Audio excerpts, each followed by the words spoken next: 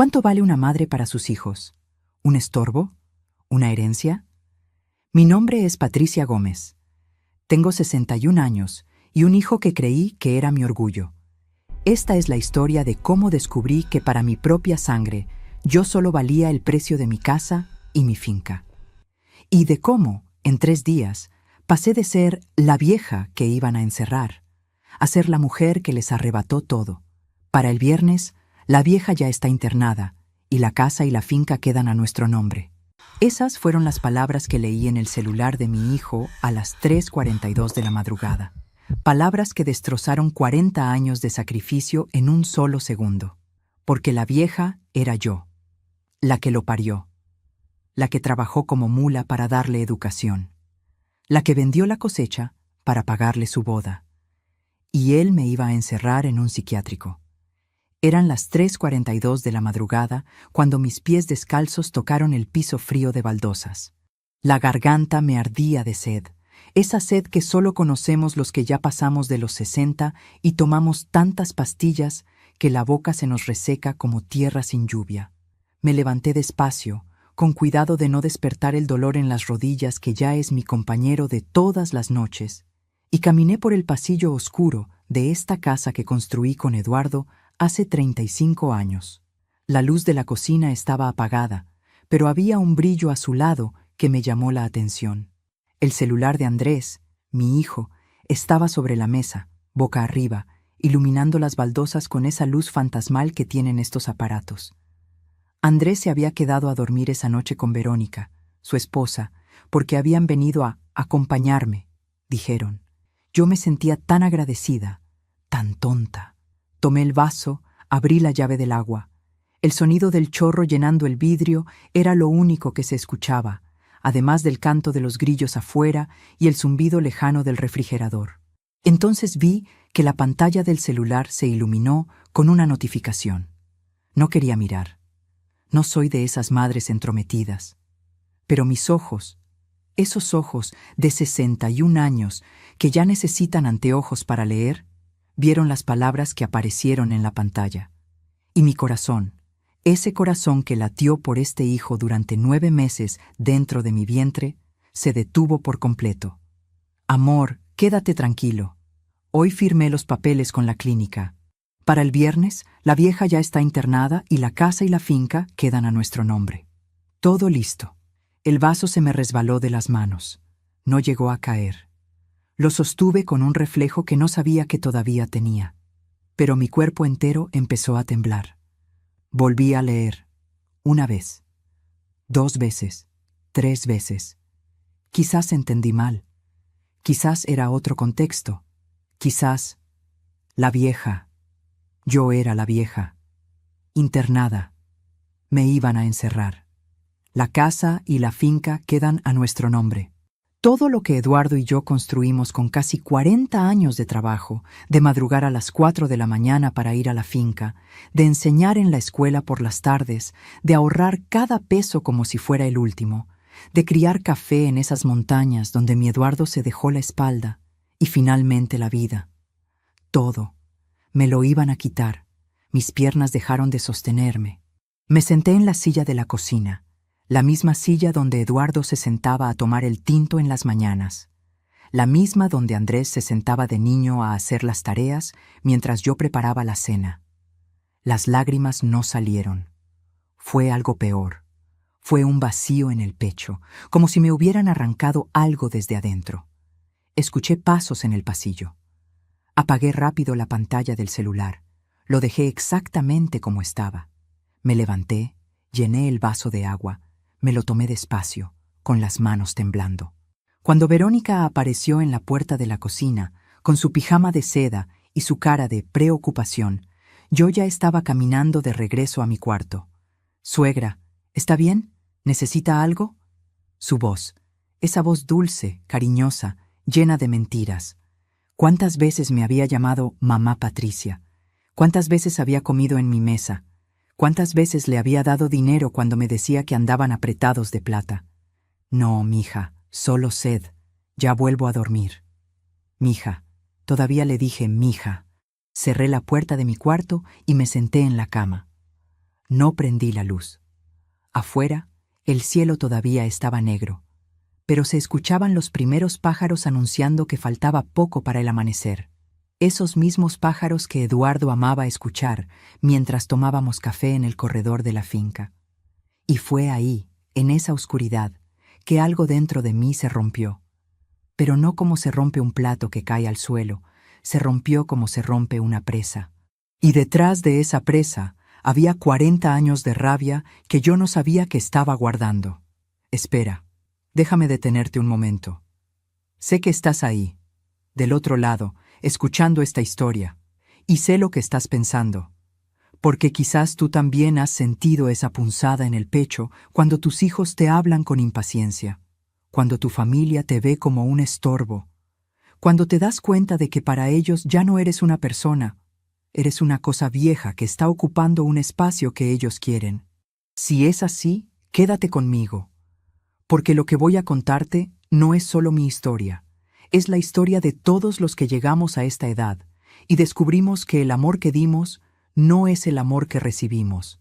Y quiero que me dejes un comentario aquí abajo. Dime de dónde me estás escuchando.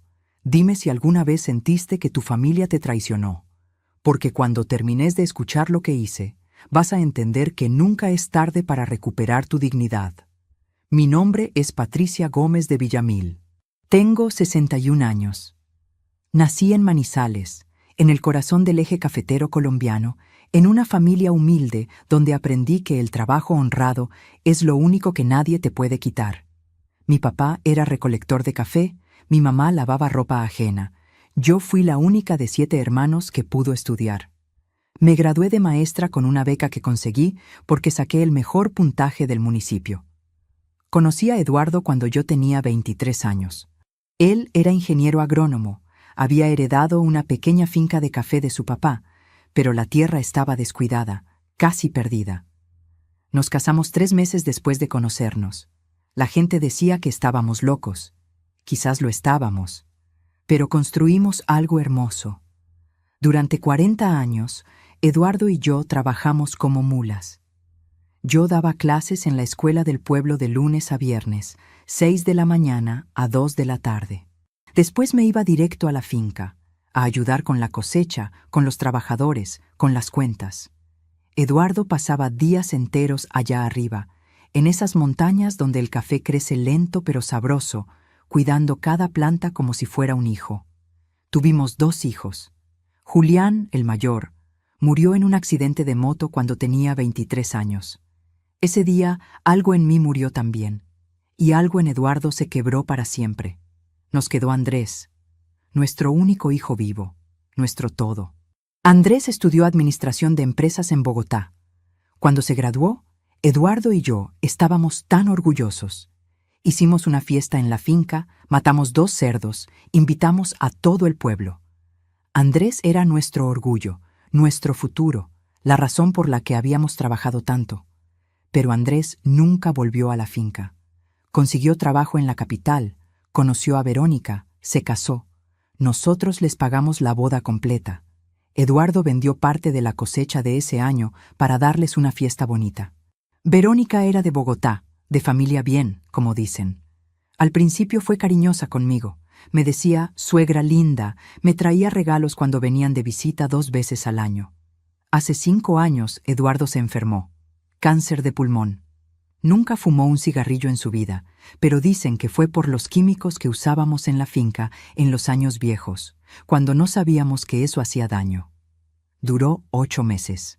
8 meses viéndolo consumirse en una cama de hospital, viendo cómo ese hombre fuerte que cargaba bultos de 60 kilos se volvía piel y hueso. Andrés vino 2 veces en esos 8 meses. 2 veces. Verónica vino una sola vez, se quedó media hora, dijo que el hospital le daba cosa. Cuando Eduardo murió, llegaron para el entierro. Andrés lloró. Yo creí que eran lágrimas de dolor. Ahora sé que quizás eran lágrimas de impaciencia. Después del entierro, me quedé sola en esta casa. Sola con la finca, con las tierras, con el trabajo. Los primeros meses fueron horribles. Me levantaba y olvidaba que Eduardo ya no estaba. Ponía 2 tazas de café. Hablaba sola creyendo que él me iba a contestar desde el corredor. pero seguí trabajando.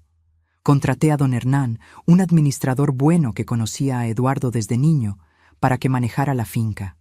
Yo iba 3 veces por semana a supervisar. Seguí cobrando mi pensión de maestra. Tenía mis ahorros. No era rica, pero tenía dignidad. Tenía mi casa, tenía mi tierra. Andrés empezó a llamarme más seguido. Al principio me alegraba.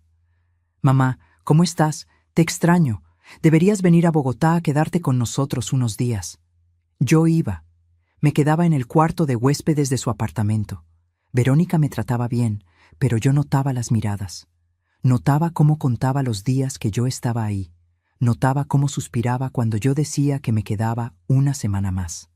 Después empezaron las conversaciones sobre la finca.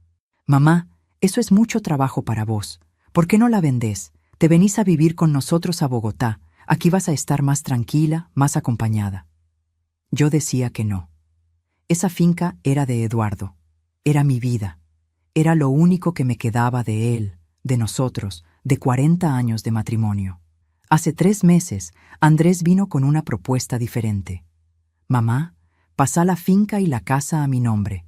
Es solo por impuestos, para proteger el patrimonio. Si te pasa algo, todo se va en trámites legales. Así queda en familia, seguro». Yo dudé. Algo en mi estómago me dijo que no. Pero era mi hijo, mi único hijo vivo. ¿Cómo iba a desconfiar de mi propia sangre? Le dije que lo iba a pensar.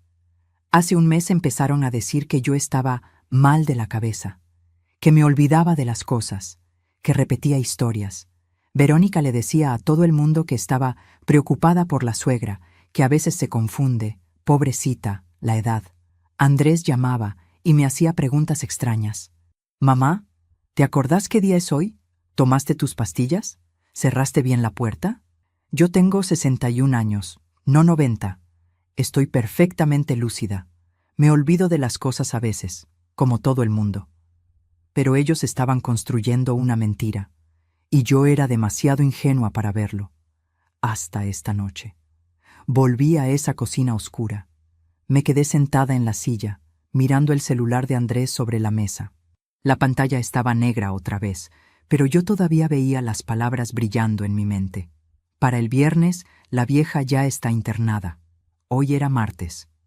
Me quedaban 3 días. 3 días antes de que mi propio hijo me encerrara en un psiquiátrico y se quedara con todo lo que Eduardo y yo construimos con nuestras manos. Con nuestro sudor, con nuestra vida. Sentí que no podía respirar. El pecho se me apretó, el aire no me entraba. Por un momento pensé que me estaba dando un infarto. Pensé, qué conveniente para ellos. Me muero aquí en mi propia cocina y ni siquiera tienen que internarme. Pero no. Mi corazón seguía latiendo. Fuerte, furioso. Me levanté. Fui a mi cuarto. Abrí el cajón de la mesita de noche y saqué mi laptop vieja, esa que Andrés me había regalado hace 2 años diciendo, «Mamá, tenés que modernizarte». Qué irónico. Me iba a modernizar, sí, pero no como él esperaba. Me senté en la cama, abrí la computadora. Mis manos temblaban tanto que casi no podía escribir, pero entré a mi correo. Entré al banco. Entré a los archivos donde Eduardo había dejado todos los documentos de la finca, de la casa, de las cuentas.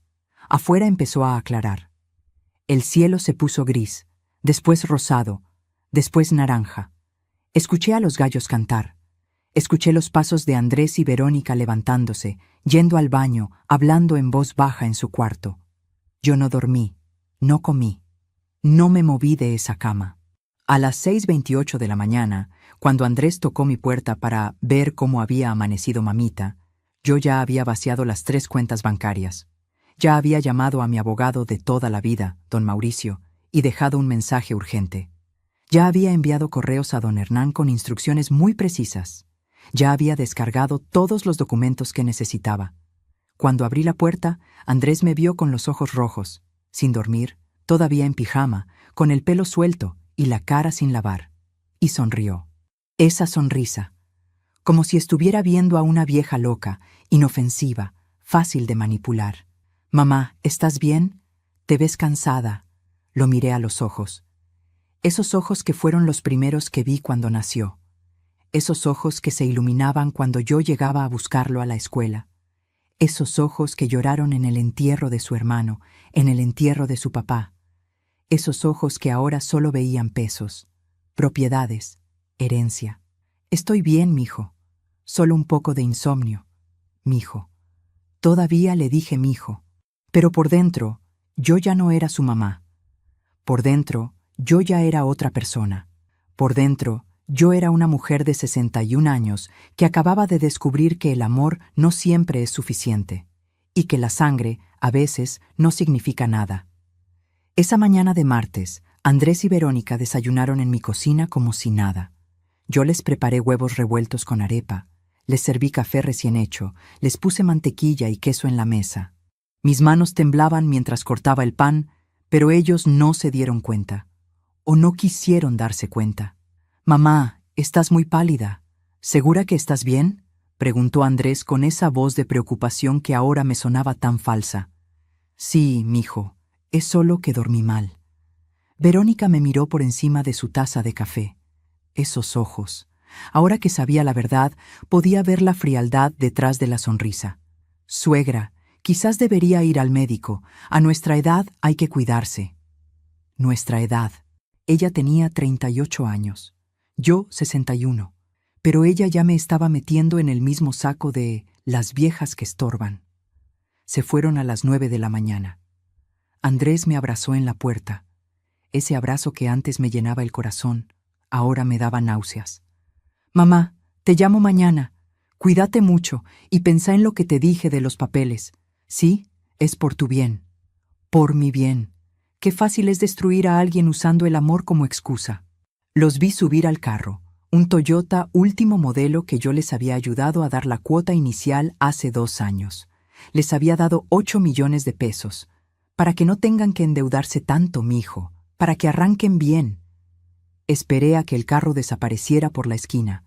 Entonces cerré la puerta, me apoyé contra ella, y lloré por primera vez desde las 3 de la mañana. Lloré todo lo que no había llorado en esas horas.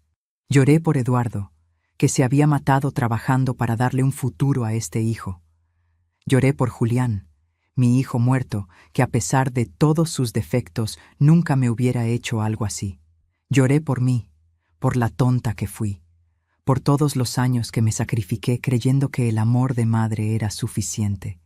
Pero no lloré mucho tiempo, porque tenía trabajo que hacer. A las 10 de la mañana sonó mi celular.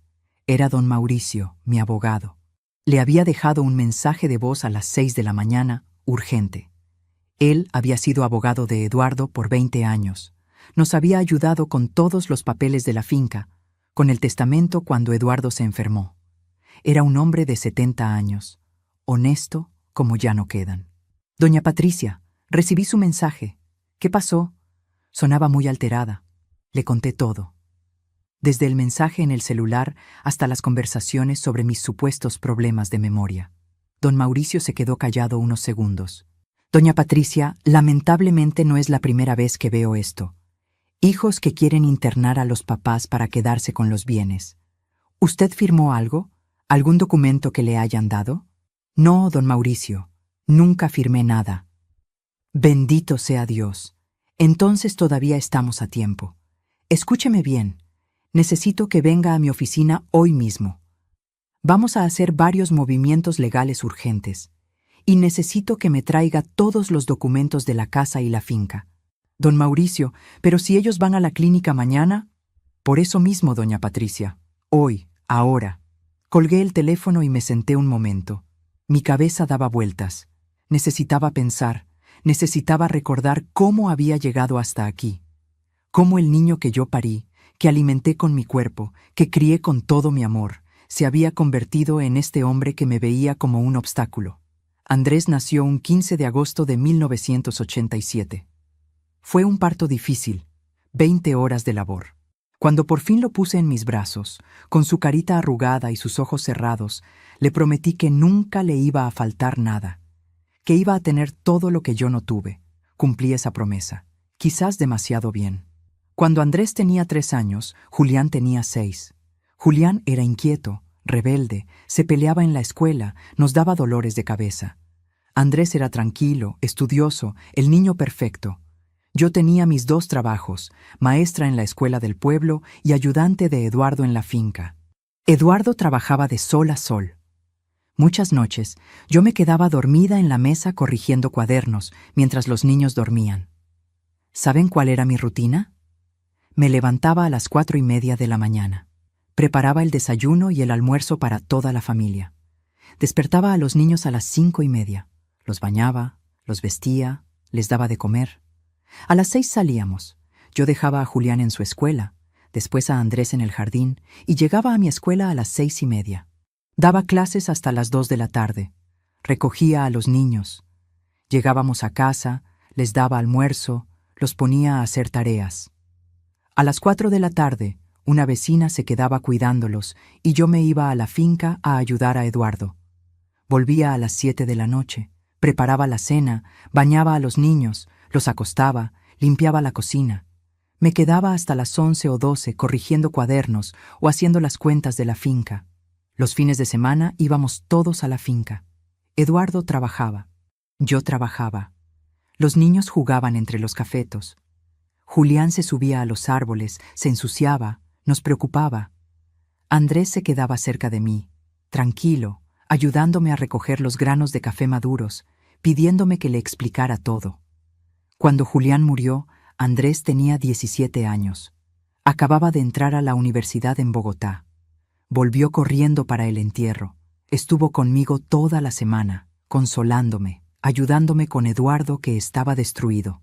Mamá, yo no te voy a fallar. Yo voy a hacer que te sientas orgullosa, te lo prometo. Y yo le creí. Andrés se graduó con honores.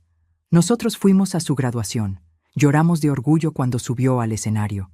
Eduardo estaba tan feliz que se gastó el dinero de 2 meses de cosecha en la fiesta que le hicimos. Matamos 2 cerdos, trajimos músicos, invitamos a 200 personas. Andrés llevó a Verónica ese día. Era la primera vez que la conocíamos. Verónica era bonita, elegante, de esas mujeres que se ven en las revistas. Venía de una familia de Bogotá. Su papá era médico, su mamá psicóloga. Cuando me saludó, me miró de arriba abajo. Yo llevaba mi mejor vestido, pero era de tela barata, comprado en el mercado del pueblo. Ella llevaba un vestido que se veía caro, zapatos de tacón, maquillaje perfecto. Mucho gusto, señora Patricia. Andrés me ha contado mucho de usted. Esa fue nuestra primera conversación. Educada, fría. Eduardo me dijo esa noche: esa muchacha no es de nuestro mundo, Patty. Ojalá Andrés sepa lo que hace. Pero yo no quise ver los signos. Mi hijo estaba enamorado. ¿Quién era yo para juzgar? Se casaron un año después. La familia de Verónica quería hacer la boda en Bogotá, en un club social elegante. Nosotros no teníamos ese dinero, pero Eduardo insistió. Es nuestro único hijo vivo, Patty. Merece una boda bonita. Vendimos parte de la cosecha. Pedimos un préstamo al banco. Gastamos 50 millones de pesos en esa boda. 50 millones que nos tomó 3 años pagar. La boda fue hermosa. Yo lloré toda la ceremonia. Andrés se veía tan guapo con su smoking. Verónica estaba radiante con su vestido blanco que costaba más que todo mi guardarropa junto. Los papás de ella invitaron a sus amigos importantes. Nosotros invitamos a la familia del pueblo, a don Hernán, a los trabajadores de la finca. 2 mundos diferentes en el mismo salón. Después de la boda, Andrés y Verónica se fueron a vivir a un apartamento en Bogotá. Él consiguió trabajo en una empresa de publicidad. Ella trabajaba en una galería de arte. Empezaron su vida. Y nosotros volvimos a la finca, a pagar las deudas, a seguir trabajando. Al principio, Andrés llamaba todas las semanas. Mamá, ¿cómo estás? ¿Cómo está papá? ¿Cómo va la cosecha? Venían a visitarnos cada 2 o 3 meses. Verónica se quejaba del calor, de los mosquitos, de lo lejos que quedaba todo. Pero sonreía, comía mi comida, me decía: suegra, qué rico cocina. Después las llamadas fueron cada 15 días, las visitas cada 6 meses, las excusas: mamá, estamos muy ocupados con el trabajo. Mamá, Vero tiene un evento importante. Mamá, No pudimos conseguir el fin de semana libre. Entonces Eduardo se enfermó. Cáncer de pulmón, etapa 4. El doctor nos lo dijo en enero del 2021. 6 meses, quizás un año si responde bien al tratamiento. Llamé a Andrés llorando. Mijo, tu papá está muy enfermo. Necesitamos que vengas. Vino 2 semanas después. Se quedó 3 días. Habló con los doctores. Me ayudó con algunos papeles del seguro. Abrazó a Eduardo. Papá, vas a estar bien. Eres fuerte. Pero yo vi en sus ojos que no lo creía. Eduardo duró 8 meses. 8 meses de quimioterapias que no sirvieron de nada. 8 meses viéndolo perder peso, perder pelo, perder las ganas de vivir. 8 meses en los que yo dormía en una silla al lado de su cama de hospital, en los que vendí parte de la finca para pagar los tratamientos que el seguro no cubría, en los que rogaba a Dios que me diera fuerzas. Andrés vino 2 veces en esos 8 meses. La primera vez se quedó un fin de semana. La segunda vez vino porque Eduardo estaba en sus últimos días. Llegó con Verónica. Ella entró al cuarto de hospital, vio a Eduardo conectado a las máquinas, se puso pálida. Andrés, yo te espero afuera. Esto me pone muy mal. Media hora después, se fue. Andrés se quedó esa noche. A la mañana siguiente, él también se fue. Mamá, tengo que volver a Bogotá, pero cualquier cosa me llamas. Eduardo murió 3 días después. Yo estaba sola con él, sosteniendo su mano, viéndolo dar su último respiro. El amor de mi vida, mi compañero de 40 años. Llamé a Andrés. Él lloró por teléfono. Llegó al día siguiente para el entierro. En el funeral había mucha gente. Todo el pueblo vino. Los trabajadores de la finca. Los exalumnos míos. Don Hernán lloró como un niño. Andrés estuvo a mi lado todo el tiempo, sosteniéndome, porque yo no podía ni caminar. Después del entierro, cuando todos se fueron, Andrés se quedó conmigo esa noche. Estábamos sentados en el corredor de la casa, en silencio. Yo miraba las montañas donde estaba la finca, las montañas que Eduardo tanto amaba. Mamá, ¿vas a estar bien? No lo sé, mijo. ¿Querés que me quede unos días más? Quería decirle que sí. Quería pedirle que se quedara, que no me dejara sola. Pero vi la hora en su reloj. Vi cómo miraba su celular cada 5 minutos. Vi la impaciencia en sus ojos. No, mijo, anda tranquilo, yo voy a estar bien. Mentira, no iba a estar bien. Pero una madre no le pide a un hijo que se quede si el hijo quiere irse. Se fue al día siguiente temprano. Los meses siguientes fueron los más oscuros de mi vida. Me levantaba y olvidaba que Eduardo estaba muerto. Preparaba café para 2. Ponía 2 platos en la mesa. Hablaba sola creyendo que él me iba a contestar. Adelgacé 10 kilos, dejé de pintarme, dejé de arreglarme el pelo.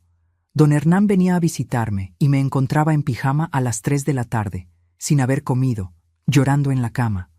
Doña Patricia, tiene que reaccionar. Don Eduardo no hubiera querido verla así. Pero don Eduardo no estaba, y yo no sabía cómo seguir sin él. Andrés llamaba cada semana. Mamá, ¿cómo estás? Yo le decía que bien, porque no quería preocuparlo. No quería ser una carga. Hasta que un día, 6 meses después de la muerte de Eduardo, Andrés llegó de sorpresa con Verónica. Mamá, nos preocupás, te venimos a buscar. Te vas a quedar con nosotros en Bogotá unos meses. Fue la primera vez que fui a quedarme con ellos por más de una semana. Me quedé 2 meses. Dormía en el cuarto de huéspedes. Trataba de no molestar. Limpiaba la casa mientras ellos trabajaban. Cocinaba la cena para cuando llegaran. Intentaba ser útil, pero yo sentía que estorbaba. Verónica nunca me decía nada, pero yo la escuchaba hablar por teléfono con sus amigas. Sí, la suegra está aquí. No, no sé cuánto más se va a quedar. Está pasando el duelo, pobrecita. Pobrecita. Como si yo fuera una niña. Como si fuera inválida. Volví a mi casa a los 2 meses. Andrés no quería dejarme ir. Mamá, quédate más tiempo. Pero yo sabía que Verónica quería su espacio de vuelta. De regreso en mi casa, decidí que tenía que seguir adelante. Volví a la finca. Don Hernán me recibió con los brazos abiertos. Doña Patricia, qué bueno que volvió. La finca la necesita. Yo la necesito. y encontré un propósito otra vez. La finca, el legado de Eduardo.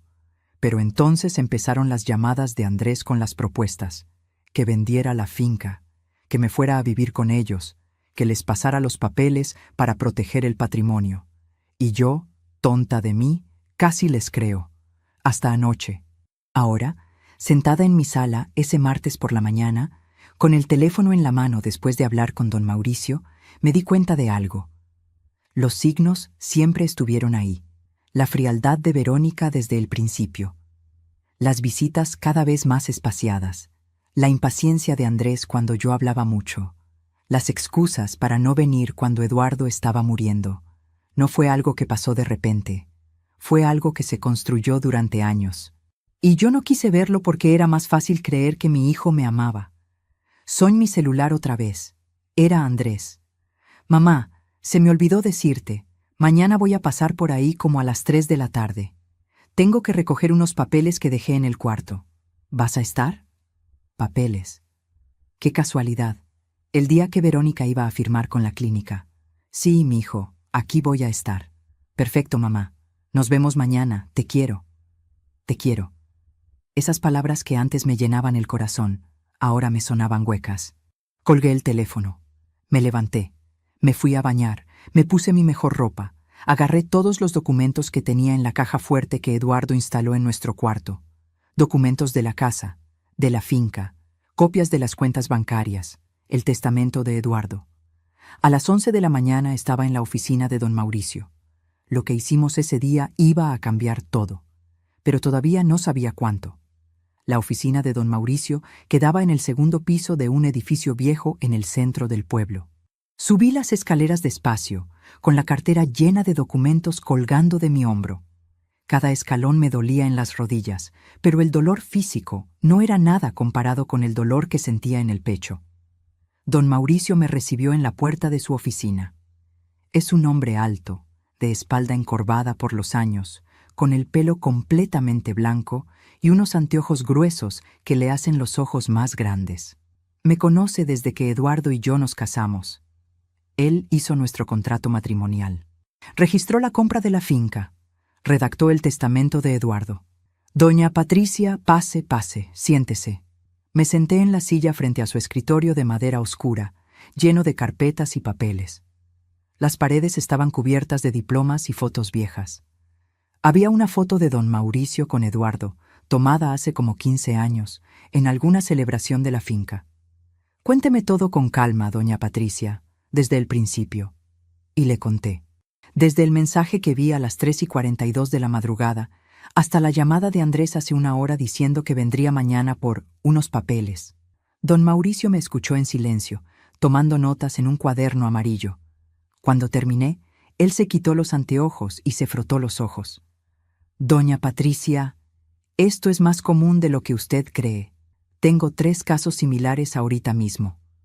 Hijos que intentan declarar a los papás incapaces para quedarse con los bienes.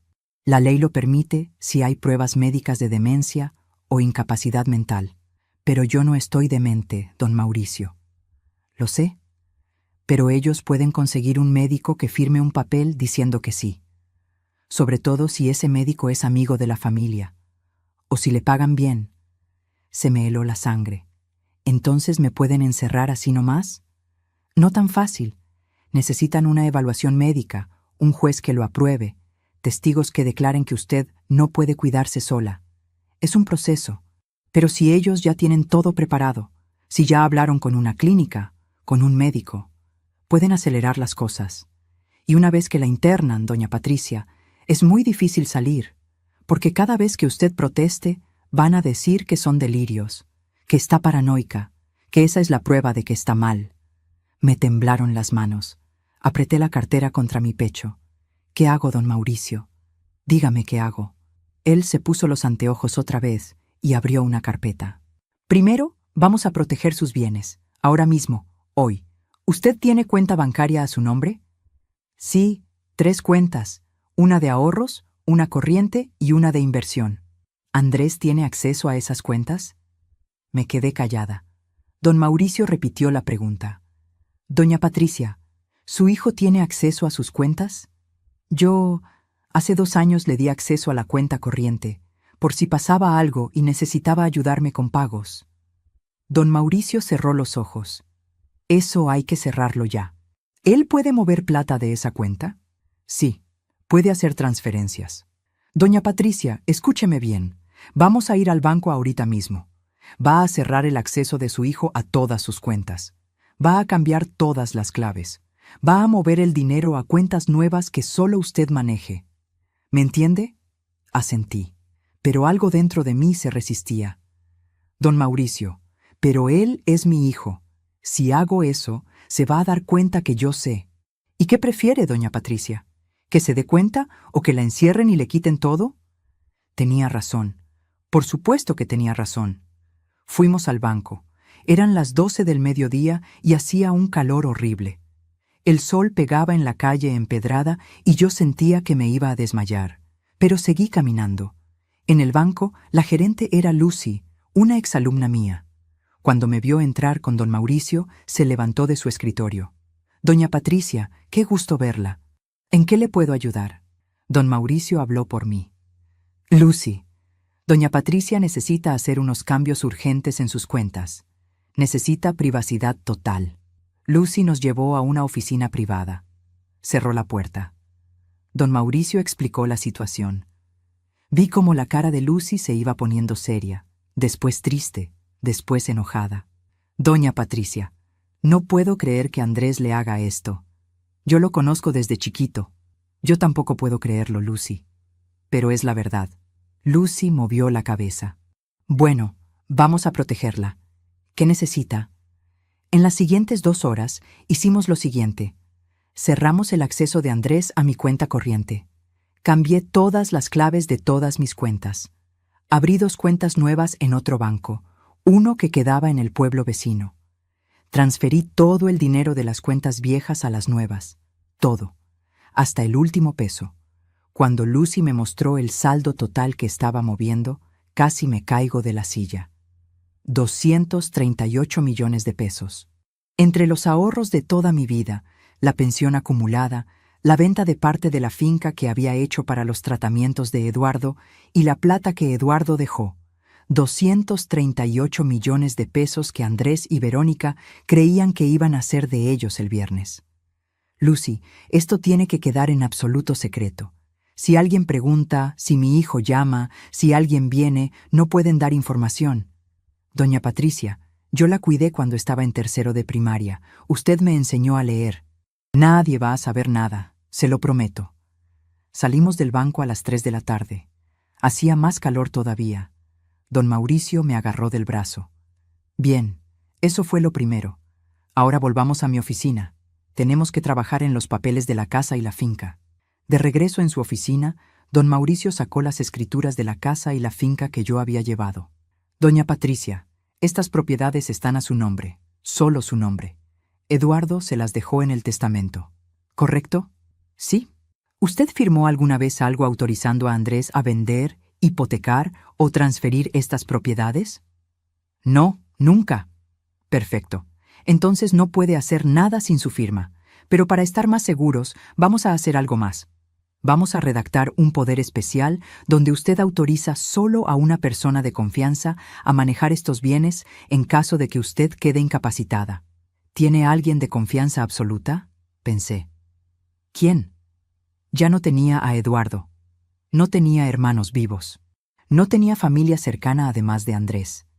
Don Hernán, el administrador de la finca. Perfecto. Vamos a hacer un poder especial a nombre de don Hernán y vamos a registrarlo hoy mismo en la notaría. Así, si Andrés intenta hacer algo, va a encontrarse con que no puede, que la autoridad legal la tiene otra persona. Mientras don Mauricio redactaba el documento, mi celular sonó. Era Andrés otra vez. Mamá, ¿almorzaste? ¿Estás bien? La voz cariñosa, la preocupación falsa. Sí, mijo. Comí un sanduche. Mentira. No había comido nada en 24 horas. Bueno, mamá, acordate que mañana voy por ahí. ¿Querés que te lleve algo de Bogotá? No, mijo, no necesito nada. Otra mentira. Necesitaba un hijo que me quisiera de verdad. Pero eso no se compra en Bogotá. Colgué. Don Mauricio me miraba. ¿Ese era él? Sí. ¿Le dijo algo? Que mañana viene. Don Mauricio asintió. Mañana va a ser interesante, pero usted va a estar preparada. Terminamos los documentos a las 5 de la tarde. Fuimos a la notaría. Registramos el poder especial. Llamamos a don Hernán y le explicamos la situación. Don Hernán no podía creerlo. Doña Patricia, ese muchacho, yo lo vi crecer. ¿Cómo puede hacerle esto? No lo sé, don Hernán, pero pasa. Usted sabe que cuenta conmigo para lo que sea. Yo cuidé a don Eduardo como a un hermano, y la voy a cuidar a usted también. Cuando salí de la notaría eran las 6 de la tarde. Don Mauricio me acompañó hasta la parada de buses. Doña Patricia, usted hizo lo correcto. Ahora sus bienes están protegidos. Mañana cuando venga Andrés, no le diga nada. Actúe normal, no le demuestre que usted sabe. Espere a ver qué hace él. ¿Y si me quiere llevar al médico? ¿Si me quiere llevar a la clínica? No vaya. Diga que no se siente bien, que le duele algo. Invente cualquier excusa, pero no salga de su casa con él. Y si insiste mucho, me llama. Yo voy para allá inmediatamente. Asentí. Me subí al bus. Durante todo el trayecto de regreso a casa, iba mirando por la ventana, viendo pasar las montañas, los cafetales, el paisaje que tanto amaba, el paisaje por el que Eduardo y yo trabajamos 40 años.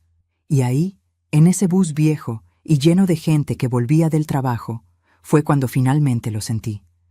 La rabia, no la tristeza, no el dolor, no la decepción, la rabia pura, rabia contra Andrés por traicionarme, rabia contra Verónica por manipularlo, o quizás por confirmar lo que él ya era, rabia contra mí misma por ser tan ingenua, por sacrificarme tanto, por creer que el amor de madre era suficiente, pero sobre todo, rabia por todas las cosas que había cedido en mi vida, por todas las veces que me puse al final de la lista, por todos los años que trabajé sin descanso, por todas las noches que me dormí en una silla del hospital mientras Eduardo se moría y mi hijo no venía, por todas las veces que tragué orgullo, que sonreí cuando quería llorar, que me callé cuando quería gritar. Basta. La palabra apareció en mi mente como un trueno. Basta. No más. Llegué a casa a las 7 de la noche. La casa estaba oscura, silenciosa. Prendí las luces, me preparé un té. Me senté en el corredor donde Eduardo y yo nos sentábamos todas las tardes a ver el atardecer. Y ahí, tomando ese té, con el aire fresco de la montaña en la cara, tomé una decisión. No me iba a quedar callada esperando a que me destruyeran. No iba a ser la vieja sumisa que se deja hacer lo que sea. No iba a dejar que mi hijo y su esposa se quedaran con todo lo que Eduardo y yo construimos. Iba a pelear, pero no como ellos esperaban.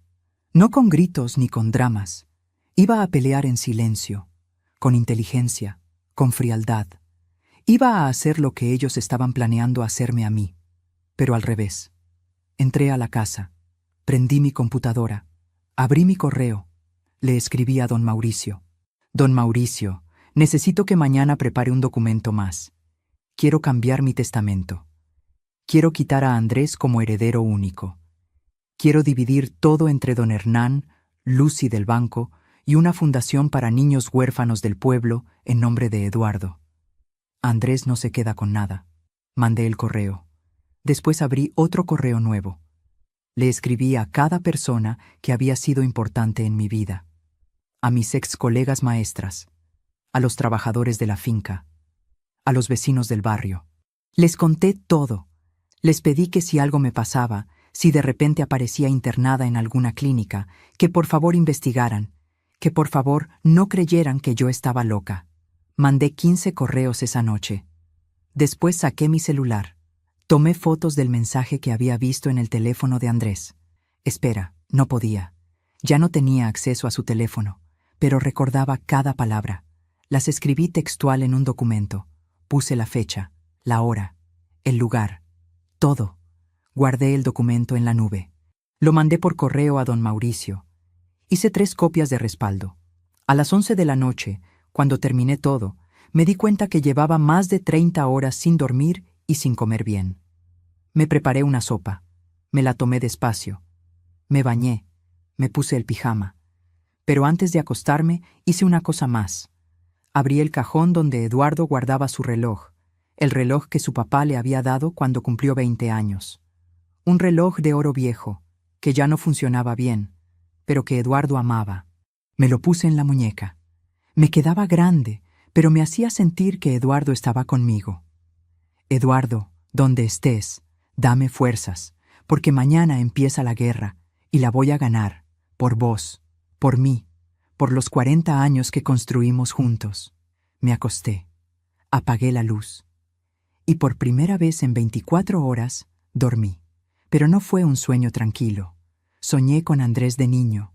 Soñé con el día que nació. Soñé con todas las noches que me desvelé cuidándolo cuando estaba enfermo. Soñé con su graduación. Soñé con su boda. Y soñé con el mensaje en su celular. La vieja ya está internada.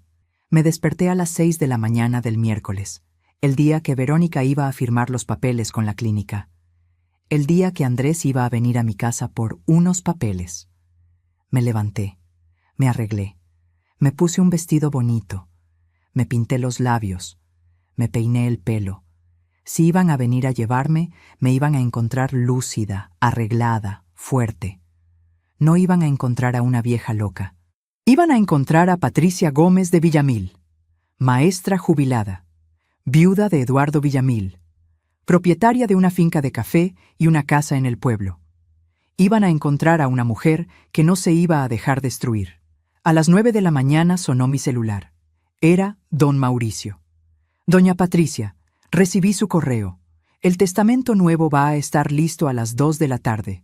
¿Puede venir a firmarlo antes de que llegue Andrés? Sí, don Mauricio. Allá estaré. A las 2 de la tarde firmé mi testamento nuevo. Andrés dejaba de ser mi heredero. Don Hernán se quedaba con la finca para seguir trabajándola y repartir las ganancias con los empleados. Lucy recibía la casa para convertirla en un centro comunitario. El resto del dinero se iba a una fundación en nombre de Eduardo para dar becas a niños pobres del pueblo. Andrés no recibía nada. Cuando firmé, sentí algo raro en el pecho. No era alivio, no era satisfacción, era tristeza. Porque estaba borrando a mi hijo de mi vida, al hijo que parí, que crié, que amé más que a nada en el mundo. Pero él me borró primero. Volví a casa a las 3:15. Andrés llegaría a las 3, había dicho. Pero todavía no estaba. Me senté en la sala a esperar.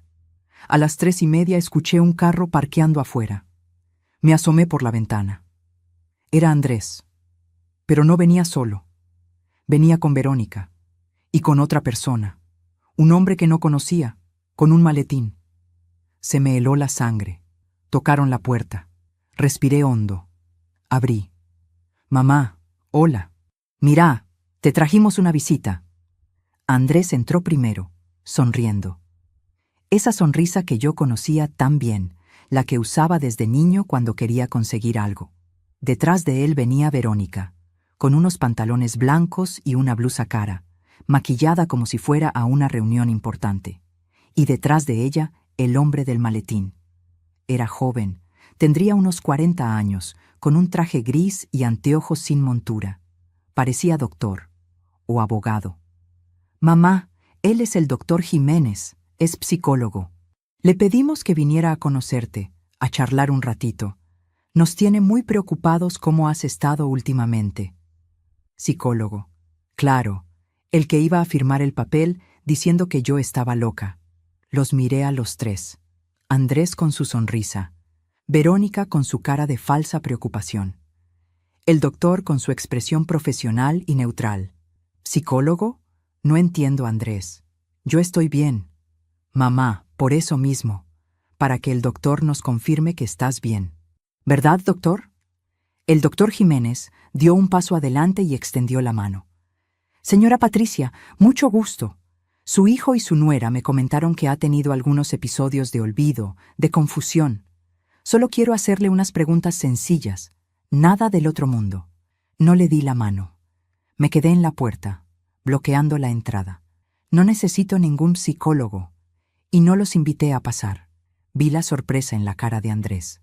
Él esperaba que yo fuera la mamá sumisa de siempre, la que dice que sí a todo. Mamá, no seas así, es por tu bien, déjanos pasar, por favor. Me hice a un lado. Entraron. Verónica miró la sala como siempre lo hacía, con ese gesto de superioridad, como si mi casa fuera muy pobre, muy vieja, muy fea para ella. Siéntense. Se sentaron en el sofá, los tres juntos. Yo me senté en la silla de Eduardo, la que quedaba frente a ellos. El reloj de Eduardo todavía estaba en mi muñeca. Lo toqué. Me dio fuerza. El doctor Jiménez sacó una libreta del maletín. Señora Patricia, ¿me permite hacerle algunas preguntas? Hágalas. ¿Sabe qué día es hoy? Miércoles, 15 de noviembre. ¿Sabe dónde estamos? En mi casa, en el pueblo de Chinchiná, Caldas, Colombia. ¿Puede decirme los nombres de sus hijos? Sentí una puñalada en el pecho. Tuve dos. Julián, que murió hace 18 años, y Andrés, que está ahí sentado planeando cómo encerrarme. Silencio total. El doctor Jiménez levantó la vista de su libreta. Andrés se puso pálido. Verónica abrió la boca. «¿Perdón?», dijo el doctor. «Escuchó bien, doctor. Mi hijo y su esposa quieren internarme en una clínica psiquiátrica para quedarse con mi casa y mi finca». ¿Eso no le contaron cuando lo contrataron? Andrés se levantó del sofá. «Mamá, ¿de qué estás hablando? ¿Ves, doctor? Esto es exactamente lo que le decíamos. Tiene delirios, paranoia». Me levanté yo también. Los miré fijo a los ojos. ¿Delirios? Leí el mensaje de Verónica, Andrés. El martes a las 3 de la madrugada, en tu celular que dejaste en la cocina. Para el viernes, la vieja ya está internada y la casa y la finca quedan a nuestro nombre. ¿Eso también es un delirio? La cara de Andrés pasó de pálida a roja. Verónica se quedó congelada. El doctor Jiménez nos miraba a todos, confundido. Yo... Mamá, no sé de qué mensaje hablas. Estabas dormida. Quizás soñaste... No soñé nada. Vi el mensaje, palabra por palabra. Y sé exactamente lo que estaban planeando. Hoy Verónica iba a firmar los papeles con la clínica. Mañana me iban a traer al doctor para que me evaluara. El viernes me iban a internar. Y después, con el certificado médico de incapacidad, se iban a quedar con todo. Verónica finalmente habló. Su voz ya no era dulce. Era fría, cortante. «Andrés, vámonos. Tu mamá está peor de lo que pensábamos». Pero Andrés no se movió. Me miraba con una expresión que nunca le había visto. Miedo mezclado con rabia. «Mamá, aunque hubieras visto algún mensaje, lo malinterpretaste. Nosotros solo queremos cuidarte. Estás mayor, estás sola. No podés manejar todo esto vos sola». Tengo 61 años, Andrés, no 90. Estoy perfectamente capaz de manejar mi vida. El doctor Jiménez guardó su libreta. Se levantó. Disculpen, pero creo que aquí hay una situación familiar que va más allá de una evaluación psicológica. Yo no puedo estar en medio de esto. No, doctor, espere. Verónica se levantó también, agarrándolo del brazo. Es que ella está confundida. Necesitamos esa evaluación, por favor. El doctor se soltó. Señora, la señora Patricia está lúcida, orientada en tiempo y espacio, y claramente tiene un conflicto con ustedes. Pero eso no es enfermedad mental. Lamento, pero no puedo ayudarlos. Y se fue. Salió de mi casa. Escuchamos su carro arrancando. Quedamos los tres solos. Andrés se dejó caer en el sofá. Se agarró la cabeza con las manos. Verónica me miró con un odio que ya ni siquiera intentaba ocultar. «Usted lo arruinó todo». «Yo no arruiné nada, Verónica. Ustedes arruinaron todo cuando decidieron traicionarme». ¿Traicionarla? Por favor. Usted no iba a hacer nada con esta casa. Se iba a pudrir aquí sola. Nosotros le íbamos a dar un mejor uso al dinero. No era el dinero de ustedes. Andrés es su único hijo. Todo esto le va a tocar a él de todas formas cuando usted se muera. Solo estábamos adelantando lo inevitable. Andrés seguía con la cabeza entre las manos, sin decir nada. «Levanta la cara, Andrés. Mírame». Lo dije con una voz que no reconocí. Una voz dura, fría, la voz de Eduardo cuando ponía orden en la finca. Andrés levantó la cara. Tenía los ojos rojos. Decime vos, con tus palabras. ¿Me ibas a internar? ¿Me ibas a encerrar como a una loca para quedarte con mi plata? Se quedó callado unos segundos. Después suspiró. No era así, mamá. No tan cruel como suena. Solo íbamos a llevarte a una clínica bonita, con buenos cuidados, donde estuvieras tranquila. Y sí, íbamos a manejar tu dinero porque vos no sabés hacerlo bien. Gastás en cualquier cosa, le das plata a cualquiera. ¿Gastar en cualquier cosa? ¿Cómo en tu educación? ¿Cómo en tu boda? ¿Cómo en los tratamientos de tu papá? Mamá, no es lo mismo. ¿No es lo mismo? Explícame, Andrés. Explícame cómo no es lo mismo. Verónica interrumpió. A ver, seamos honestos. Usted ya vivió su vida. Ya tuvo su matrimonio, su tiempo. Ahora nosotros tenemos derecho a vivir bien también. Y ese dinero, esa finca, esa casa, nos ayudarían a nosotros a tener un mejor futuro, a emprender, a vivir sin deudas. La miré, esta mujer que comió en mi mesa, que durmió en mi casa, que lloró en mi hombro cuando tuvo un aborto hace 3 años y yo la cuidé por 2 semanas. ¿Sabes qué, Verónica? Siempre supe que eras fría, pero nunca pensé que fueras tan hija de puta. Nunca había dicho una mala palabra en mi vida. Eduardo me hubiera mirado con sorpresa, pero no estaba Eduardo para verme, y yo ya no era la misma Patricia. Verónica se puso roja. ¿Así me va a hablar? ¿Después de todo lo que yo aguanté? ¿Las visitas a este pueblo horrible? ¿Escuchar sus historias repetidas? ¿Fingir que me importaba su vida aburrida? Verónica, basta. Andrés finalmente habló, pero su voz sonaba cansada, derrotada. No, Andrés, ya basta de fingir. Tu mamá ya sabe todo. ¿Para qué seguir mintiendo? Verónica me miró directo a los ojos. Sí, planeamos internarte.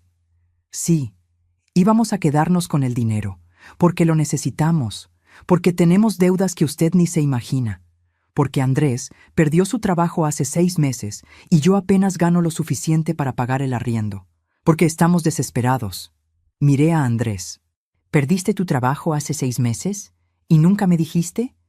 ¿Para qué te iba a decir, mamá? ¿Para que te preocuparas? ¿Para que me juzgaras? No te iba a juzgar, te iba a ayudar, como siempre te ayudé. No queríamos tu lástima, queríamos lo que nos corresponde. No les corresponde nada, nada de esto es de ustedes, es mío, lo trabajé yo, lo trabajó tu papá. Tu papá ya está muerto, mamá, y vos vas a morir también algún día. ¿Para qué querés tanto dinero? ¿Para dejárselo a quién? ¿A los vecinos? ¿A don Hernán? Me quedé callada un momento. Después sonreí. No una sonrisa feliz, una sonrisa triste. Tenés razón, Andrés. Voy a morir algún día, pero no hoy, y no encerrada en una clínica. Y respondiendo a tu pregunta, sí, se lo voy a dejar a don Hernán, a Lucy del banco, a una fundación en nombre de tu papá. Cambié mi testamento ayer. Vos no heredás nada. El silencio que siguió fue absoluto. Se podía escuchar el tic-tac del reloj de pared, el canto de los pájaros afuera, la respiración agitada de Andrés. ¿Qué? Lo que escuchaste. Firmé un testamento nuevo ayer a las 2 de la tarde. Todo queda para otras personas. Vos no recibís ni un peso. Andrés se levantó de golpe. No podés hacer eso. Soy tu hijo. Y vos ibas a encerrarme. ¿Cuál es peor? Podemos impugnar ese testamento, decir que estabas bajo presión, que estabas confundida. Intentalo. Don Mauricio lo redactó. Tengo testigos. Estaba perfectamente lúcida. Y tengo copias del mensaje que leí en tu celular. Tengo correos enviados a 20 personas contando lo que planeaban. Tengo mis cuentas bancarias cambiadas, con claves nuevas que vos no conocés. Tengo un poder legal firmado dándole control de mis bienes a don Hernán en caso de incapacidad. Hice todo eso en menos de 24 horas. ¿Te parece que estoy confundida? Vi cómo la rabia se iba de la cara de Andrés. En su lugar quedó algo peor: desesperación. Mamá, no hagas esto, por favor. Estamos desesperados. Tenemos deudas de 80 millones de pesos. El banco nos va a quitar el apartamento si no pagamos en 2 meses. Necesitamos ese dinero. Deberían haber pensado en eso antes de planear internarme. Somos tu familia. La familia no se traiciona. Verónica agarró su cartera. Andrés, vámonos. Esto es una pérdida de tiempo. Vamos a hablar con un abogado. Tiene que haber forma de revertir esto. Pero Andrés no se movió. Me miraba con una expresión que partía el corazón. Una mezcla de rabia, tristeza, vergüenza. ¿Por qué, mamá? Después de todo lo que hicimos por vos, todo lo que hicieron por mí. Ilumíname, Andrés. ¿Qué hicieron exactamente? Te acompañamos cuando papá murió. Viniste 2 veces en 8 meses mientras tu papá se moría. 2 veces. Te invitamos a quedarte en nuestra casa. Me hicieron sentir como una carga cada día que estuve ahí.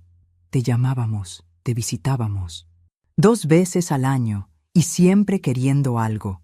Plata para el carro, plata para un viaje, plata para la cuota del apartamento. Porque vos tenías y nosotros no. Porque yo trabajé 40 años sin parar.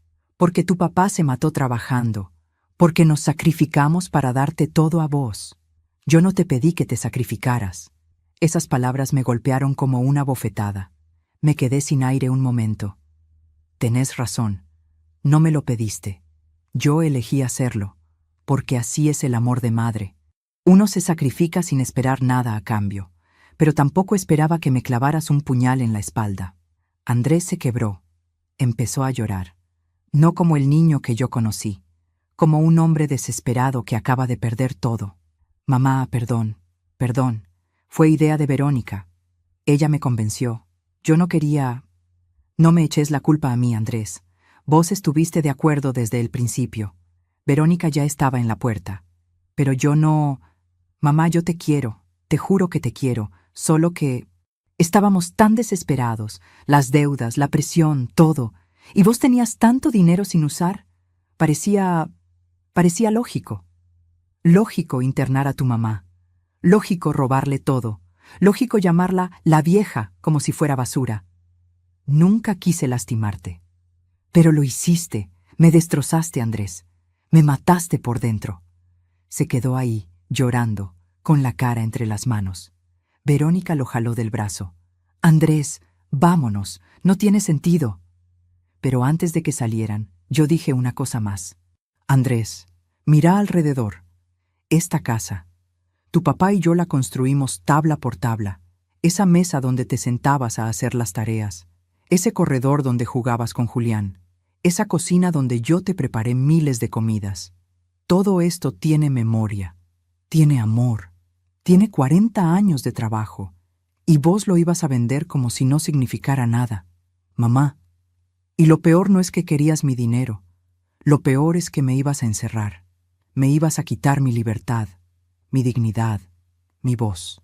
Me ibas a convertir en esa vieja que ellos dicen que estoy loca cuando protesto. Eso no te lo voy a perdonar nunca. Por favor, mamá, tiene que haber forma de arreglar esto. Sí, la forma es que te vayas y no vuelvas. ¿Me estás echando? Te estoy dejando ir. Como debí hacerlo hace años. Verónica ya estaba afuera. Andrés caminó hacia la puerta, despacio, como si esperara que yo lo llamara, que lo detuviera. No lo hice. Llegó a la puerta, se dio vuelta una última vez. Mamá, cuando te des cuenta del error que cometiste, cuando estés sola y necesites ayuda, no me busques. No te voy a buscar, Andrés, porque vos nunca fuiste la ayuda, fuiste la carga. Se fue. Cerró la puerta. Escuché el carro arrancando, alejándose, desapareciendo. Me quedé ahí parada en medio de la sala. El reloj de pared marcaba las 4:30 de la tarde. Afuera los pájaros cantaban. El sol entraba por la ventana. Me senté en la silla de Eduardo y esperé sentir algo. Satisfacción. Alivio. Victoria. Pero solo sentí un vacío enorme, porque sí, había ganado, había protegido mis bienes, había evitado que me encerraran, había puesto límites, pero también había perdido a mi hijo, a mi único hijo vivo. Y eso, aunque fuera necesario, aunque fuera justo, dolía más que cualquier otra cosa en el mundo. Los primeros días después de que Andrés se fue, fueron los más extraños de mi vida. Me despertaba en las mañanas y por un segundo olvidaba lo que había pasado. Después lo recordaba todo, y el peso me caía encima como una piedra. Pero seguía levantándome, seguía haciendo café, seguía viviendo. Don Mauricio me llamaba todos los días. «Doña Patricia, ¿cómo está? ¿Necesita algo?» Le decía que estaba bien. Medio mentía. Don Hernán venía a visitarme cada 2 días. Se sentaba conmigo en el corredor, tomábamos tinto, hablábamos de la finca. «Doña Patricia, la cosecha va bien. Los muchachos preguntan por usted. ¿Cuándo va a subir?» La finca. Hacía una semana que no iba. «Mañana voy, don Hernán». Y fui. Me subí al jeep de don Hernán a las 6 de la mañana del lunes. El camino a la finca eran 40 minutos por una carretera destapada que subía a la montaña. A medida que subíamos, el aire se hacía más fresco, el verde más intenso. Los cafetales se extendían por las laderas como un mar verde. Cuando llegamos a la finca, los trabajadores estaban ya en la labor. Eran 12 personas que llevaban años con nosotros. Algunos desde los tiempos de Eduardo. Cuando me vieron llegar, dejaron lo que estaban haciendo y vinieron a saludarme. «Doña Patricia, qué bueno verla. La extrañábamos». Baudilio, el más viejo, me abrazó. «Don Eduardo estaría orgulloso de verla aquí, doña Pati». Fuerte como siempre. Fuerte. Yo no me sentía fuerte, me sentía rota. Pero sonreí. Pasamos el día revisando las plantas, mirando la cosecha, haciendo cuentas. Don Hernán me mostró los números. La finca estaba produciendo bien. Este año íbamos a tener una buena ganancia. «¿Y qué vamos a hacer con la plata, doña Patricia?» Pensé un momento. Antes, todo era para ahorrar, para dejarle a Andrés, para el futuro. Pero ya no había futuro con Andrés. Ya no había a quién dejarle nada. «Don Hernán, reparta un bono entre los trabajadores, un bono bueno, y suba los salarios un 20%. Don Hernán me miró sorprendido. «¿Un 20%, doña Patricia?» «Sí. Esta gente ha trabajado con nosotros por años. Es hora de que vean los frutos». Cuando les dimos la noticia a los trabajadores, algunos lloraron. Baudilio me abrazó otra vez. «Doña Pati, que Dios la bendiga. Usted y don Eduardo siempre han sido buenas personas con nosotros». Esa noche volví a casa más liviana. No feliz, pero más liviana. Lucy del banco también venía a visitarme. Llegaba después del trabajo, a las 6 de la tarde, con pan fresco del pueblo. Nos sentábamos a tomar café. «Doña Patricia, ¿ha sabido algo de Andrés?» «Nada. Ni una llamada». «¿Y usted ha intentado llamarlo?» «No». «¿Piensa hacerlo?» Me quedé callada. La verdad era que todas las noches agarraba el celular, buscaba su nombre, me quedaba mirando el botón de llamar, pero no lo presionaba. «No sé, Lucy. Parte de mí quiere. Parte de mí dice que sería volver a lo mismo. Doña Patricia, ¿puedo preguntarle algo? ¿Usted se arrepiente?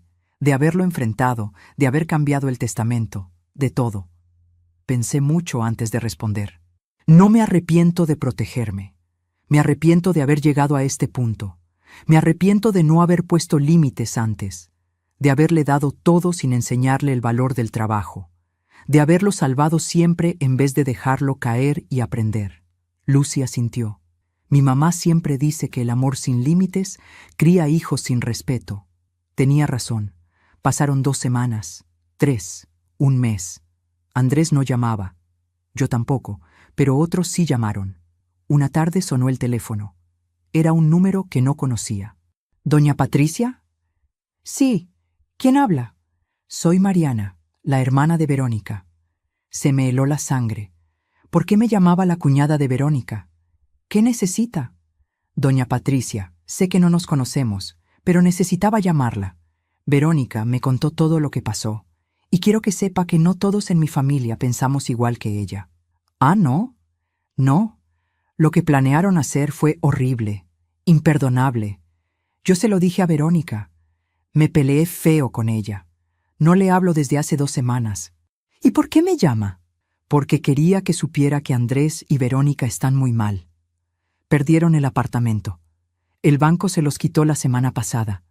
Se tuvieron que mudar a un cuarto alquilado en un barrio de invasión. Verónica tuvo que vender todas sus carteras caras, su ropa de marca.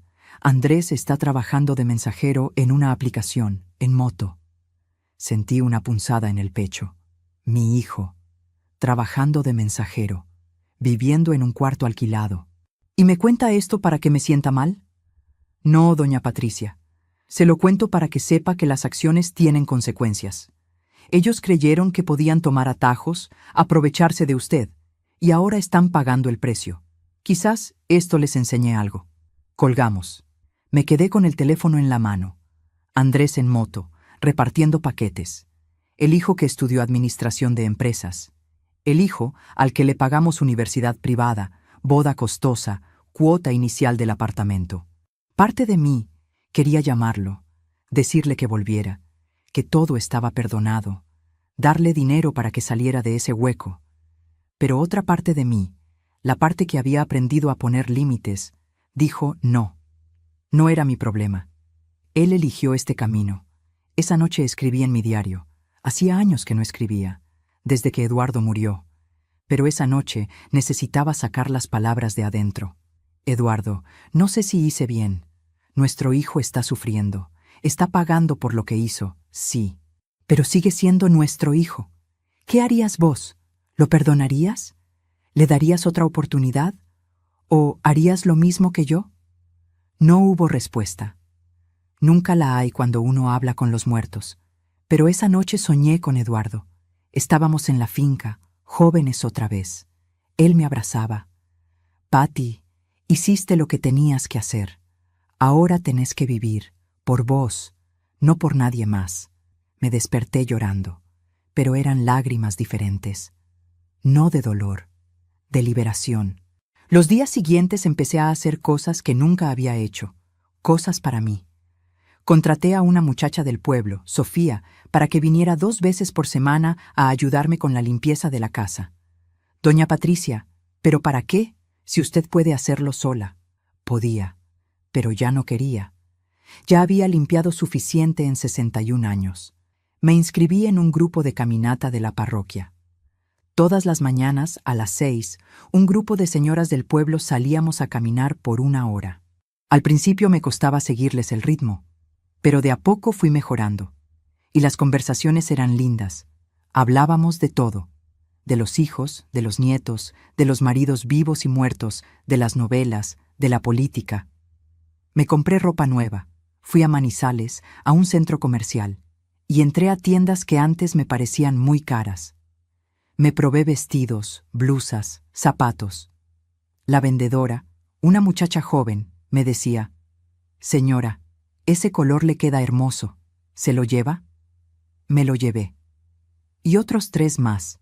Gasté 1.000.000 de pesos en ropa. 1.000.000. Antes me hubiera sentido culpable. Es mucho dinero, Patricia. Es un desperdicio. Pero ya no. Era mi dinero. Me lo había ganado.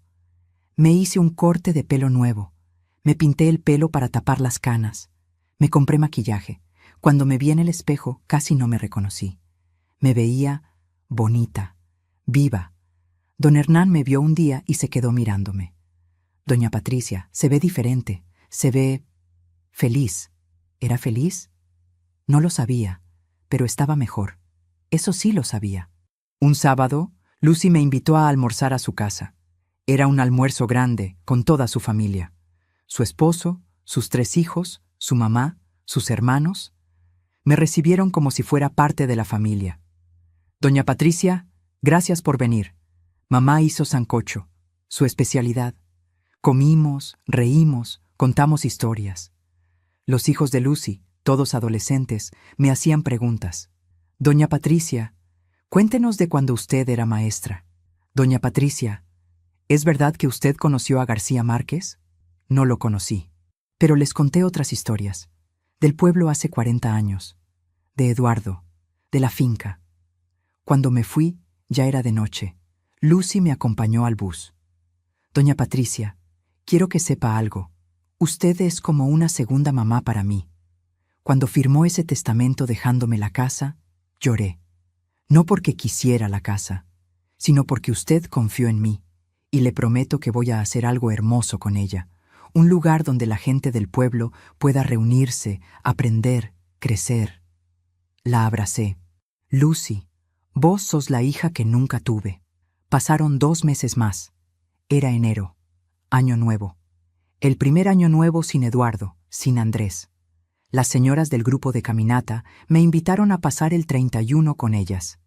Hicimos una cena en la casa de doña Emperatriz, la más anciana del grupo.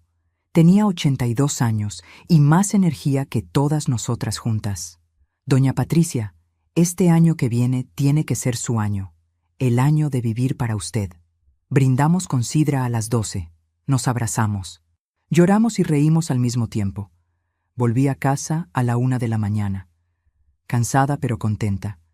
Y ahí, en el corredor de mi casa, hice algo simbólico. Agarré la silla de Eduardo, esa silla donde él se sentaba todas las tardes. Esa silla que yo nunca me había atrevido a usar porque era de Eduardo. La moví, la puse al lado de mi silla, ya no enfrente, al lado, y me senté en mi silla, la que siempre fue mía. Miré las montañas, las estrellas, la luna. Eduardo, amor mío, gracias por los 40 años que me diste, por el amor, por la finca, por la vida que construimos, pero ahora me toca a mí, vivir lo que me queda, a mi manera, sin sacrificarme por nadie más, solo para mí. El viento sopló suave, las hojas de los árboles susurraron. Y yo, Patricia Gómez de Villamil, 61 años, viuda, exmaestra, dueña de una finca de café y una casa en el pueblo, me permití sonreír, porque por primera vez en mi vida el poder estaba en mis manos, el poder de decidir, el poder de vivir, el poder de decir no. Y ese poder, descubrí, era lo único que siempre me había pertenecido, solo que había tardado 61 años en darme cuenta. Han pasado 8 meses desde aquella tarde de miércoles, cuando Andrés salió por la puerta de mi casa. 8 meses que se sintieron como 8 años. 8 meses en los que aprendí más sobre mí misma que en los 61 años anteriores. Estoy sentada en el corredor de la finca, no de la casa del pueblo, de la finca. Porque hace 3 meses tomé una decisión. Me mudé acá, a la montaña, al lugar donde Eduardo y yo construimos nuestros sueños. Don Hernán me ayudó a arreglar la casa principal de la finca, la que estaba medio abandonada. Pintamos las paredes de un amarillo suave. Compramos muebles nuevos. Instalamos una cocina moderna. Ahora la casa tiene ventanas grandes que dejan entrar el sol de la mañana y el aire fresco de la montaña. Todas las mañanas me levanto a las 5:30. No porque tenga que hacerlo, sino porque quiero. Preparo café con los granos de nuestra propia cosecha. Me siento en este corredor y veo el amanecer pintando las montañas de naranja y rosado. Los pájaros cantan, los trabajadores llegan y me saludan. Buenos días, doña Pati. Ya no soy la doña Patricia formal. Soy doña Pati, la que trabaja al lado de ellos, la que se ensucia las manos, la que se ríe con sus chistes, la que comparte el almuerzo con ellos bajo la sombra de los árboles. La finca está mejor que nunca. Con los nuevos salarios, los trabajadores están más motivados. Producimos más, vendemos mejor. Este año tuvimos las mejores ganancias en 10 años. Y yo, por primera vez en mi vida, me estoy quedando con parte de esas ganancias. No todo va a ahorros para el futuro. Parte va a vivir el presente. Me compré un carro. Nada lujoso. Un campero usado pero en buen estado. Aprendí a manejar. Sí, a los 61 años aprendí a manejar. Don Hernán me enseñó. Me gritaba cada vez que me pasaba de revoluciones, pero lo logré. Ahora bajo al pueblo cuando quiero. Voy a Manizales cuando se me da la gana. Soy libre. Las señoras del grupo de caminata suben a visitarme los fines de semana. Les encanta la finca. Hacemos caminatas por los cafetales. Cocinamos juntas. Nos sentamos a ver el atardecer con una copa de vino. Vino que yo compro sin culpa. Porque me lo merezco. Lucy viene seguido con sus hijos. Les encanta la naturaleza. El hijo menor, Sebastián, de 14 años, está fascinado con el proceso del café. Doña Pati, ¿me enseña cómo se hace? Le enseño. Le cuento todo lo que Eduardo me enseñó a mí. La casa del pueblo la dejamos tal como estaba. Lucy está haciendo los trámites para convertirla en el centro comunitario que soñaba. Va a haber biblioteca, salón de clases, espacio para talleres, va a llamarse Centro Comunitario Eduardo Villamil. Cuando me lo propuso, lloré. Eduardo hubiera querido eso, Lucy. Él siempre creyó en la educación. Y usted también, doña Patty. Por eso este centro es de los dos. Don Mauricio viene una vez al mes a revisar papeles, a asegurarse de que todo esté en orden. Doña Patricia está floreciendo. La veo diferente cada vez. Me siento diferente, don Mauricio. ¿Ha sabido algo del muchacho? Ahí es donde la historia se complica. Hace 4 meses recibí una carta física, de esas que ya casi nadie manda. Llegó a la casa del pueblo. Sofía, la muchacha que todavía va a limpiar allá, me la trajo. Era de Andrés. No la abrí inmediatamente. La dejé sobre la mesa de la cocina de la finca por 3 días. La miraba cada vez que pasaba. Tenía miedo de lo que podía decir. Finalmente la abrí. Mamá, no sé si vas a leer esto. No sé si me lo merezco. Pero necesito escribirlo. Estos meses han sido los más difíciles de mi vida. Perdimos todo. El apartamento, los muebles, la vida que creíamos tener. Verónica y yo nos separamos. Ella se fue para donde la familia. Yo estoy viviendo en un cuarto alquilado, trabajando en lo que salga. He hecho domicilios en moto, he cargado bultos en una bodega, he limpiado oficinas de noche. Trabajos que antes me parecían indignos. Ahora entiendo que no hay trabajo indigno. Lo indigno fue lo que te hice. Mamá, no te pido que me perdones. No te pido dinero. Solo quiero que sepas que por fin entendí. Entendí el valor del trabajo. Entendí lo que vos y papá hicieron por mí. Entendí que me diste todo, y yo solo quise más. Soy un cobarde. Soy un mal hijo. Pero estoy intentando ser mejor persona. Estoy yendo a terapia. Estoy aprendiendo. Sé que quizás nunca puedas perdonarme, pero quería que supieras que te pienso todos los días y que lamento todo, todo. Tu hijo, Andrés. Lloré cuando terminé de leer. Lloré por el hijo que perdí. Lloré por el hombre que quizás estaba encontrando. No le respondí inmediatamente. Necesitaba pensar. Hace 2 meses recibí otra carta, más corta. Mamá, conseguí un trabajo fijo, en una empresa de logística. No es gran cosa, pero es honesto. Alquilo un apartamento pequeño, estoy reconstruyendo mi vida, poco a poco. Solo quería que lo supieras. No espero respuesta, solo quería compartirlo contigo. Esta vez le respondí, también con una carta. Andrés, me alegra saber que estás trabajando, que estás intentando. Lo que hiciste fue imperdonable, pero veo que estás pagando el precio. Y quizás, solo quizás, eso te haga una mejor persona. No estoy lista para verte. No sé si algún día lo estaré, pero no te deseo el mal. Te deseo que aprendas, que crezcas, que valores lo que tienes. Mamá. Han pasado 2 meses desde esa carta. No he recibido respuesta.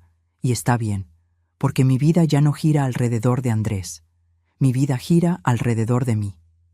Esta mañana, cuando me levanté y preparé el café, hice algo que hago todos los días desde que me mudé a la finca. Serví 2 tazas, una para mí y una que pongo en la silla vacía al lado mío, la silla de Eduardo. Buenos días, amor. Hoy va a ser un día lindo. El clima está perfecto para la cosecha. Don Hernán dice que vamos a recoger como 200 kilos. ¿Te acordás cuando eso nos parecía imposible? Hablo con Eduardo todas las mañanas. Sé que no me escucha, sé que está muerto, pero me hace bien, me conecta con los años buenos, con el amor verdadero. Después de tomar el café, camino por la finca, reviso las plantas, saludo a los trabajadores, me ensucio las manos tocando la tierra. Esta tierra roja y rica que nos dio de comer por 40 años. Y ahí, entre los cafetales, me siento completa. No porque tenga todo, sino porque no necesito nada más. ¿Saben qué es lo más extraño? Que soy más feliz ahora, a los 62 años, sola en esta finca, que lo que fui en mucho tiempo. Porque ahora vivo para mí, no para un hijo que no me valora. No para una sociedad que dice que las mujeres mayores tienen que sacrificarse siempre. No para una imagen de buena madre que me destruía por dentro. Vivo para Patricia. Y Patricia está bien. A veces, en las noches, cuando estoy sola en esta casa grande, siento miedo. Miedo de enfermarme sola, de morir sola, de que nadie me encuentre. Pero después recuerdo que tengo a don Hernán que viene todos los días.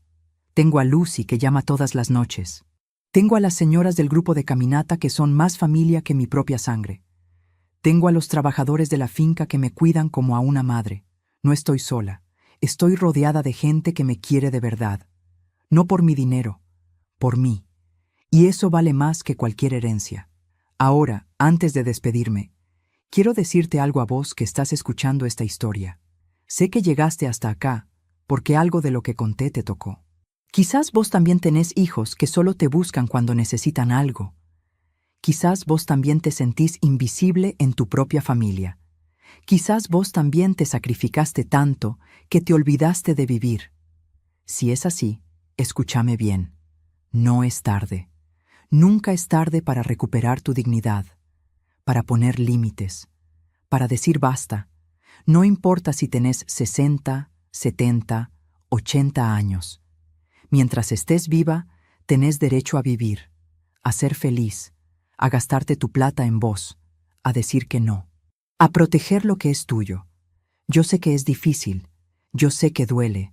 Cortar con un hijo, con un familiar que te hace daño, es como arrancarte un pedazo del alma, pero a veces es necesario, porque una vida sin dignidad no es vida. Y si alguien te dice que sos egoísta, que sos mala madre, que sos ingrata, recordá esto: egoísta es el que quiere quitarte lo que te ganaste con tu trabajo. Mala madre es la que permite que sus hijos la destruyan. Ingrata es la que no valora su propia vida. Vos no sos ninguna de esas cosas. Vos sos una guerrera, una sobreviviente, una mujer que merece respeto. Así que si te llegó esta historia, déjame un comentario. Decime de dónde me escuchás. Contame tu historia, porque tu historia puede ayudar a otra persona que está pasando por lo mismo. Y si te sirvió lo que escuchaste, compartí este video, mandáselo a esa amiga, a esa prima, a esa vecina que sabes que necesita escucharlo. Y suscríbete al canal, porque voy a seguir contando historias. Historias de gente como vos y como yo. Gente que llegó a la tercera edad y descubrió que la vida apenas empieza cuando dejás de vivir para otros y empezás a vivir para vos. Me llamo Patricia Gómez de Villamil. Tengo 62 años. Soy dueña de una finca de café en las montañas de Caldas, Colombia. Soy viuda. Soy ex maestra. Y soy, por primera vez en mi vida, completamente libre. Y vos también podés serlo.